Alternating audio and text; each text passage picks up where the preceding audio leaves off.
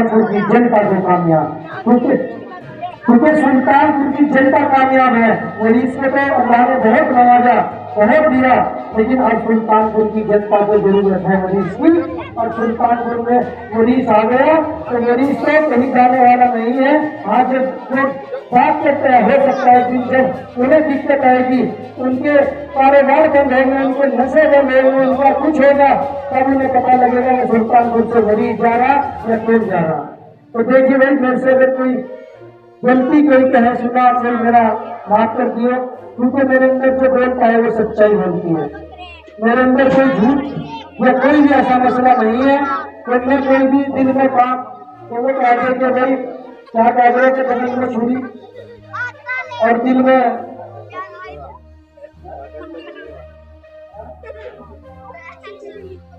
वो भाई बगल में छुरी और दिल ताला। तो यही मैं नेताओं को भी कहना चाहूंगा कि ताले का नाम जवाब है। भाई लास्ट में एक शेर और सुन लो। माजरा यही है कि वो कहावत सुनी होगी आपने कि सियानी बिल्ली खंबा नोचे।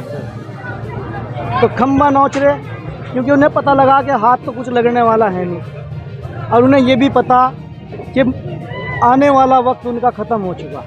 क्योंकि कब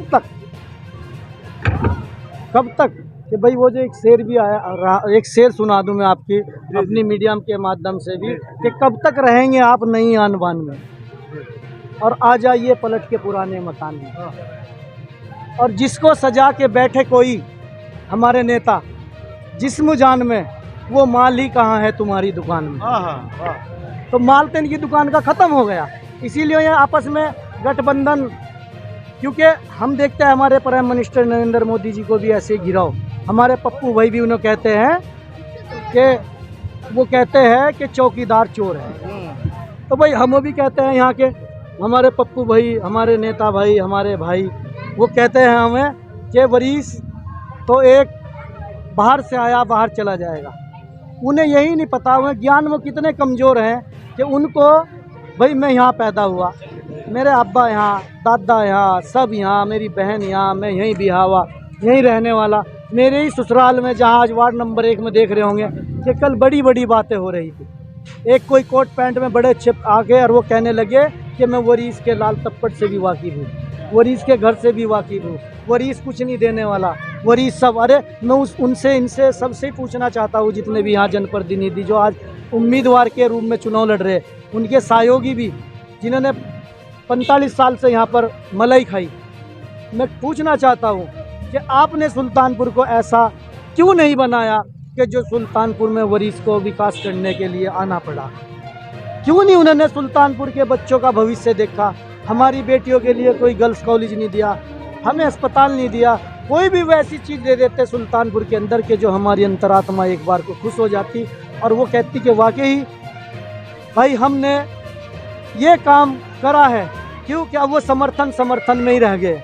उन्होंने देख लिया कि कुछ नहीं पार बसने वाली, कोई कुछ चलने वाला नहीं है। क्योंकि इस बार तो हवाई जहाज़ यहाँ पर उड़ गया है और ये हवाई जहाज़ ऐसी धूल मचा रहा है, ऐसी धूल मचा रहा है कि ये सोने से भी परेशान, क्योंकि इनकी टेंशन बढ़ गई है। और आने वाली 23 तारीख को जब हमारे माँ बहनें, बुजुर्ग, बेटियाँ, सब दोस्त, हमारे भाई सब जब वोट करने जाएंगे, तो जब वह अपना जहाज़ को मोहर लगा के आएंगे, तो 25 तारीख की धूल में ये जितने भी यहाँ के जनप्रतिनिधि जो आज उम्मीदवारी का दावा कर रहे, ये सब क्यों के रो के वोट मांग रहे। क्यों रोने की ज़रूरत पड़ेगी? मतलब गठबंधन करके वोट मांग रहे कि तू मेरी साथ आ जा, तू मेरी साथ आ जा। क्यों ज़रूरत पड़ेगी जब कुछ करा ही नहीं? ये बता दो कि सुल्तानपुर में किसी निर्धन कन्या की शादी, बेटी की शादी न करी हो। ये बता दो कि सुल्तानपुर के अंदर जब कूड़े के ढेर लग रहे थे, उस टाइम भी यही नेता यहाँ पर थे। वरीस तो यहाँ पर अपनी बहन के यहाँ आया था, और वरीस ने तो अपनी बहन के यहाँ मतलब ईद पे जैसे जाते हैं, तो जब वहाँ लोग मुंह पे कपड़ा ढक के निकल लेते, वरीस ने देखा कि आने वाला टाइम बरसात का आ रहा, अगर डेंगू हो गया, टाइफाइड हो गया, मलेरिया हो गया, चिकनगुनिया हो गया, तो सुल्तानपुर का करोड़ों रुपया सुल्तानपुर से बाहर हमारे बच्चों पे लग जाएगा, क्योंकि जब ये बीमार हो जाएंगे तो इनको जो हो अस्पताल में मतलब जगह भी नहीं मिलने की। तो हमने तभी एसडीएम से डीएम से सरकार से बात करी कि ये जिम्मेवारी आप हमें दे दो। हमने जिम्मेवारी लेके और हमने यहाँ पर सफाई अभियान चलाया, खम्भों पर लाइटें लगवाई, सब हमने जो जितना भी काम यहाँ पर कराया वो हमने इसीलिए कराया, जैसे ये कह रहे कि इस बार वोट दे दो, इस बार ये हो जाएगा, आपका कर्मठ ईमानदार। ये मैं कहना चाहता हूँ अपनी मीडिया के माध्यम से भी कि आप इनसे पूछिए जाके, इनके ऊपर 3.25 करोड़ का 3.5 का 7 करोड़ का घोटाला क्यों है भाइयों। वही आज अपना में रो के पल्ला फैला के भीख मांग रहे, कह रहे कि हमें वोट कर दो, वोट कर दो। लेकिन वोट मांगने का कोई तो जरिया ऐसा कुछ करते कि हम वोट किस को आधार पे। अब तो जनता को पूछना है कि हम आपको वोट किस नाम से करें, किस अच्छे काम से करें। क्या आपने हमारे बच्चों के लिए क्या सोचा? कोई कॉलेज दिया, कोई अस्पताल दिया, या कोई हमारे बच्चों के लिए कोई ऐसी कोई भी चीज़ दी कि भाई कुछ जिसमें हमारा बच्चा एक फ्री इलाज या फ्री पढ़ाई या फ्री बिजली हम चला सके। हमें तो उस रास्ते पे ला के छोड़ दिया कि आज सुल्तानपुर के ऊपर 22 करोड़ 60 लाख का मतलब जो बिजली का बिल बकाया है, हमें तो उस रास्ते पे ला के छोड़ दिया कि जहाँ पर सुल्तानपुर का अगर हर बच्चे को लगाया जाए तो 50,000 रुपये का कर्ज सुल्तानपुर के जनप्रतिनिधि नेताओं ने इन्होंने दे दिया है। क्योंकि यहाँ पर पहले क्या हुआ कि खाली बुलडोजर घूम गए, पहले बुलडोजर चले, पत्थर फोड़ चले, यहाँ को चलने के बाद में नक्शा बना के कह दिया हमारी सड़क पास हो गई। सड़क उसे जीए को बुलाया, अधिकारी को बुलाया, उसे साठगांठ करी और पैसा सब मलई अपना आप खा गए। सड़क कोई नहीं बनी। सड़क जो 10 साल से या 20 साल में पहले बनी थी नरेंद्र तिवारी जी के टाइम में, वही सड़कें यहाँ पर चल रही।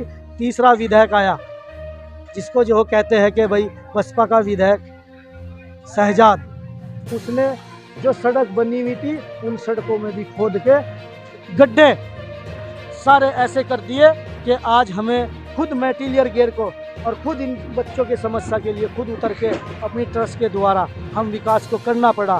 क्यों कि इन्होंने सुल्तानपुर की जनता को जो आज तक ठगा है और ये ठगने का काम कर रहे हैं। लेकिन मुझे पूरी उम्मीद है कि सुल्तानपुर की जनता अब जाग चुकी है, सुल्तानपुर की जनता पहचान चुकी है, सुल्तानपुर में पता लग गया है कि अब यहाँ कोई बोलने वाला हमारा भाई, हमारा रिश्तेदार, हमारा बेटा, हमारा मतलब जो समाज सेवी डायरेक्टर वरीस अहमद यहाँ पर आ गया है। और मैं कहना चाहता हूँ अपने भाइयों को अपनी मीडिया के माध्यम से भी, अब किसी को डरने की कोई ज़रूरत नहीं है।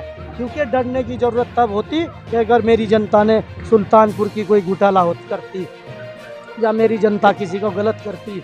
मेरा गांव एक प्यार का, एकता का संदेश पूरे भारत में, पूरे उत्तराखंड में देता है, पूरे डिस्ट्रिक्ट हरिद्वार में, कि यहाँ पर सबकी मान्यता, सबकी मनोकामनाएं पूरी होती है। क्योंकि हम एकता का पैगाम देते हैं। हमारे बड़ों ने यही सिखाया कि सब मिलजुल के रहे। अच्छा जी, मैं एक चीज़ पूछना चाहता हूँ आपसे कि कल आपकी रैली कल 10 बजे से 10 में